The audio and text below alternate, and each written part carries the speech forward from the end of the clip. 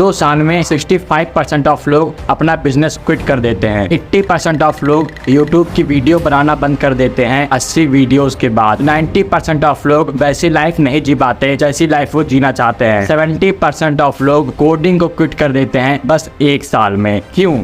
आखिर क्यों लोग अपने काम में कंसिस्टेंट नहीं रह पाते हैं और हर समय फेल होते रहते हैं? कैसा रहेगा अगर मैं आपसे बोलूं कि 90% ऑफ लोगों में और 1% ऑफ लोगों में बस एक चीज का फर्क है, और अगर आप वो चीज स्ट्रॉन्ग कर ले गए तो फिर सक्सेस बस एक छोटी सी चीज है, आप बहुत ज्यादा चीजें अचीव कर सकते हो। और वो अंतर है कंसिस्टेंसी का। एक काम में 3, 4, 5 साल तक लगे रहो, 3, 4, 5 बार फेल होकर भी, पर आखिर कैसे ये 10% लोग 3, 4, 5, 6 बार फेल होके भी अपने काम में लगे रहते हैं और टॉप 1% लोगों में पहुंच जाते हैं। जब 90% ऑफ लोग एसी कमरे में सो रहे होते हैं तो कैसे हम लोग एक कमरे में बैठ के पसीने के साथ अपना सबसे हार्डेस्ट काम कर रहे होते हैं? कैसे जब 90% ऑफ लोग पिज्जा खा रहे होते हैं तब हम लोग सलाद खा रहे होते हैं? कैसे 90% ऑफ लोग अपने टीनेज और 20s को जंक फूड, जॉब, सारे एडिक्शन में बर्बाद करते हैं और हम लोग एक बेसमेंट में रह के अपना सबसे हार्डेस्ट काम कर रहे होते हैं?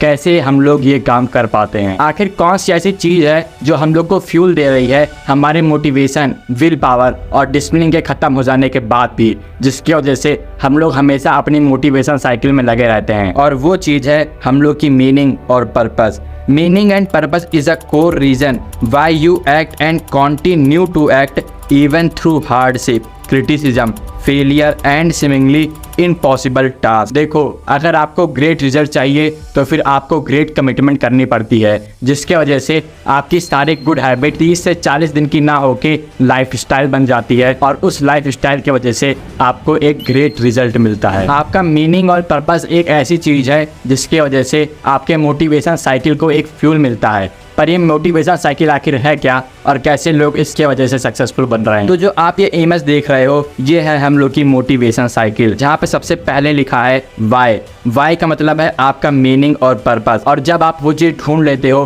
कि क्यों आप वो काम कर रहे हो, क्यों आप हर दिन पढ़ रहे हो, क्यों आप अपना टाइम वेस्ट कर रहे हो, तब आपका एक्शन आपको डिनोट करता है। और जब आप एक एक्शन को 2 से 3 महीने तक करते हो तो फिर आपके पास फीडबैक लूप आता है। बहुत सारे लोग आपके काम को अच्छा बताना शुरू करते हैं और उसके वजह से आपका पैशन सेट होता है, आपका बिलीफ सेट होता है, और ये साइकिल रिपीट करती रहती है। पर इस साइकिल में एक जगह ऐसा मोड़ आ जाता है जहाँ पे लोग क्विट कर देते हैं, और ये मोड़ मैं आपको आगे बताऊंगा। Step 1, find your why, meaning and purpose. तो एक बार मैं एक चीज़ सुन रहा था जो चीज़ मुझको बिल्कुल भी नहीं सुननी थी। मैं अपने कमरे में बैठा हुआ था और वहाँ पे मैं सुन रहा था कि पापा कैसे वो काम कर रहे हैं जो काम करने का उनको बिल्कुल भी मन नहीं करता है।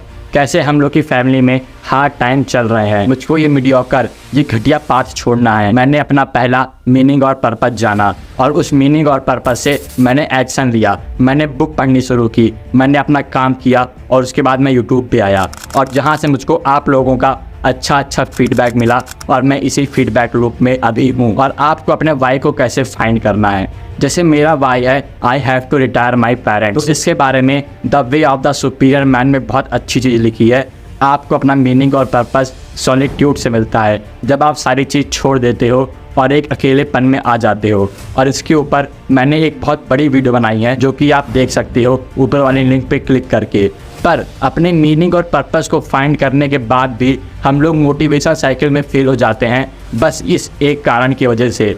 और ये एक कारण मैं अभी आपको बताने जा रहा हूँ। Step 2, desert of desertion. Desert of desertion एक ऐसा फ्रेज है जब आपके शुरुआती समय में आपका फीडबैक लूप हट जाता है और फीडबैक लूप के बिना क्विटिंग आसान हो जाती है। और 90% ऑफ लोग अपना पर्पस फाइंड करने के बाद क्विट कर देते हैं। सोचिए, 90% ऑफ लोग अपना पर्पस फाइंड नहीं कर पाते हैं, और जो 10% ऑफ लोग बचे होते हैं जिन्होंने अपना पर्पस फाइंड किया रहता है, उस पर्पस के फाइंड करने के बाद भी उस 10% लोगों में से 90% लोग क्विट कर देते हैं और बचते हैं टॉप 1% लोग। और अगर आप इस समय क्विट नहीं करोगे तो फिर आप हमेशा सक्सेसफुल बनने वाले हो, कोई भी टास्क अगर आप पकड़ लेते हो तो। 90% ऑफ लोग अपने पर्पस को जानने के बाद भी क्विट कर देते हैं, ये सोच के कि ये काम बेकार है, ये सोच के कि ये काम मुझको कोई भी रिजल्ट नहीं देगा, जबकि वो लोग उस काम को बस एक समय तक किए रहते हैं, बस 1 से 2 महीने तक। जैसे जब मैंने अपने काम की शुरुआत की थी, मैं बहुत सारे बिजनेस में भटक रहा था